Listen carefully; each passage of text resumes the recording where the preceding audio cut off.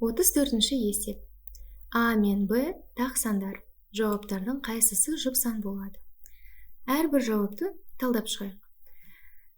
Бірінші нұсқа А нұсқасында А азайтылған Б көбейтілген 3.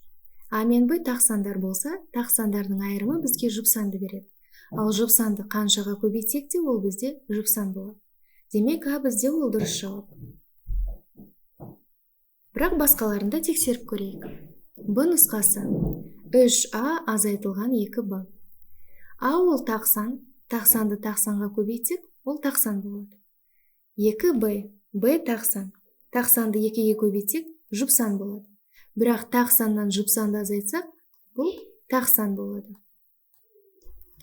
С нұсқасын талдайық. 2А қосылған Б. А ол тақ сан, тақ санды 2-ге көбейтсек, жұп сан болады. Бірақ жұп санға тақ санды қоссақ, ол тақ сан болады. Д нұсқасын талдайық.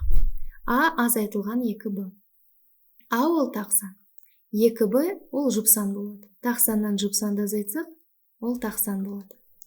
Демек, арасындағы дұрыс жауап ол А нұсқасы.